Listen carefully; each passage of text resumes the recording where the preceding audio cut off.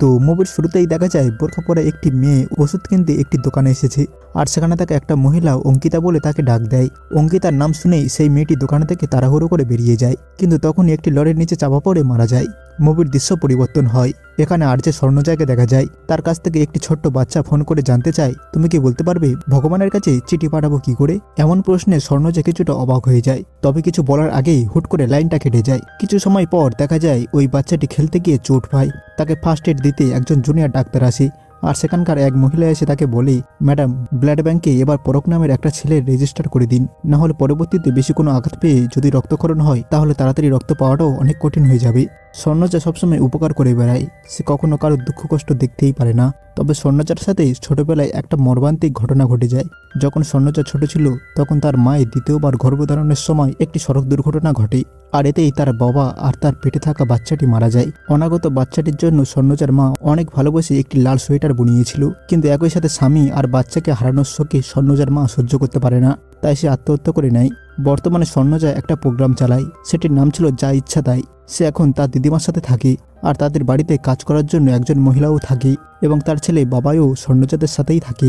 এরপর দেখা যায় তাদের ফ্যামিলি ডাক্তার কাকাকি, তার নাম হলো ডাক্তার বর্বন। প্রতি 3 মাস অন্তর অন্তর স্বর্ণজা রক্ত সংগ্রহ করতে আসে। সে টেস্ট করে সে বলেই, তোমার ব্লাড প্রেশার অনেক লো দেখাচ্ছে, তুমি এবার যোগা ক্লাসে ভর্তি হয়ে যাও।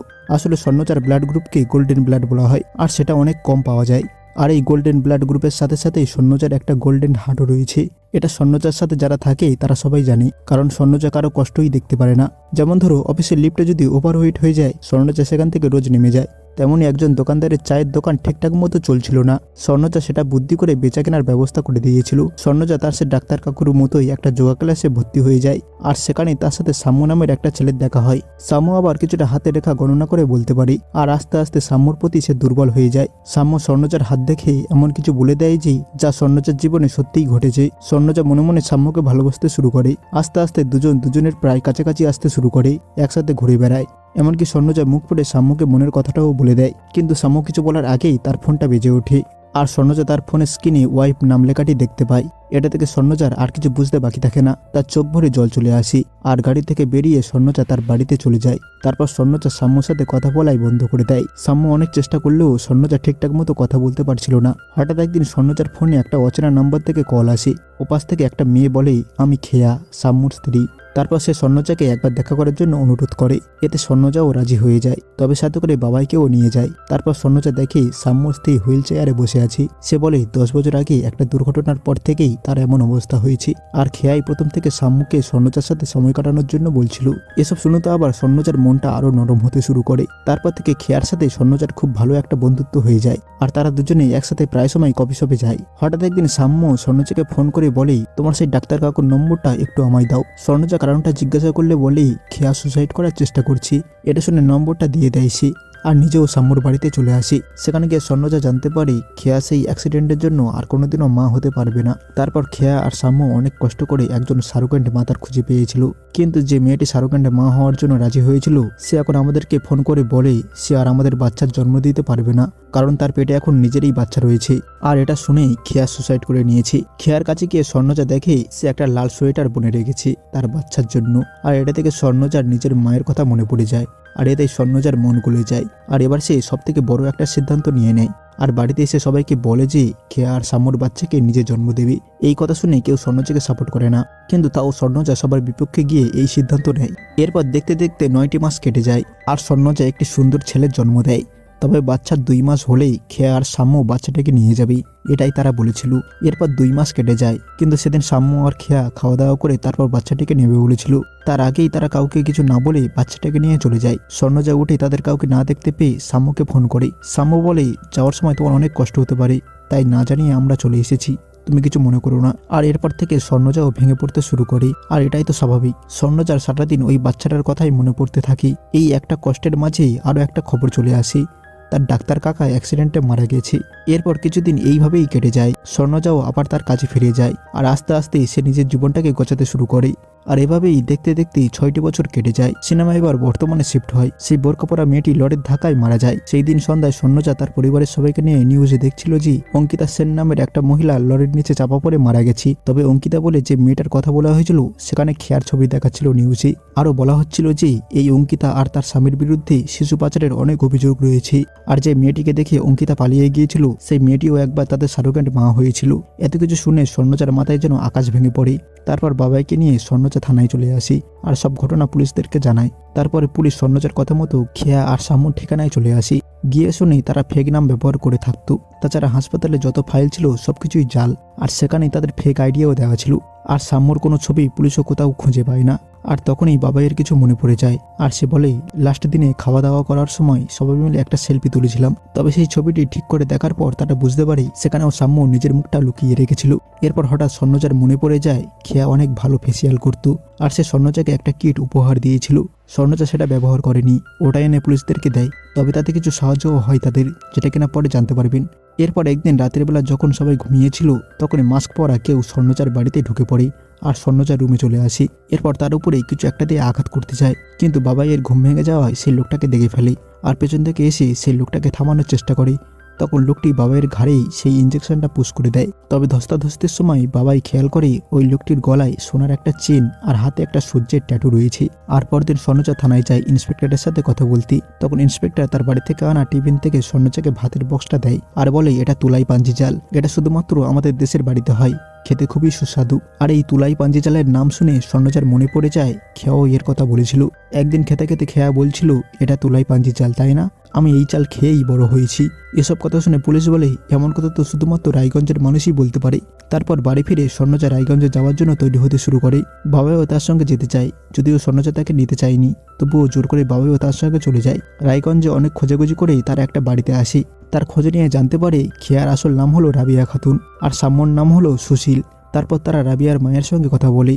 তখন সে জানায় একদিন রাতে সুশীলের পায়ে গুলি লাগা অবস্থায় তারা বাড়িতে আসি। তবে ডাক্তার না দেখিয়ে তারা নিজেরাই নিজের পায়ে চিকিৎসা করতে থাকে। তার কারণ হলো সুশীল অ্যালোপ্যাথি চিকিৎসা নিতে ভয় পায়, কিন্তু বাইরে থেকে এনে কি যেন একটা খেত।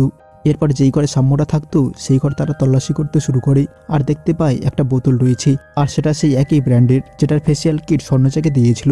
তার মানে সাম্যরা অনেকদিন ধরেই এই ব্র্যান্ডটাকে বিশ্বাস করত আর অনেকদিন ধরেই তারা এই ব্র্যান্ডের জিনিসপত্র ব্যবহার করছে। এটা থেকে তারা সেই ব্র্যান্ডের ক্লায়েন্টের তালিকা চেক করার সিদ্ধান্ত নেয়। এরপর তিনজন রায়গঞ্জ থেকে কলকাতায় ফিরে আসে আর পাশের একটা দোকানে চা খেতে যায়।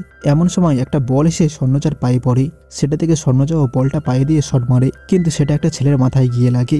স্বর্ণচা ছেলের মাথায় হাত বুলাতে গেলে দেখে ওই ছেলেটার হাতে একটা ট্যাটু রয়েছে। আর তার আবারও মনে পড়ে যায় সে যেই যোগা সেন্টারে ভর্তি হয়েছিল সেখানে ট্রেনারের হাতে সূর্যের একটা ট্যাটু ছিল। আর তারপরে সবাই মিলে ওই ট্রেনারকে খুঁজতে থাকি। এক পর্যায়ে অনেক চেষ্টার পর তারা তাকে ধরে ফেলে আর পুলিশ তাকে অনেক মারধর করে।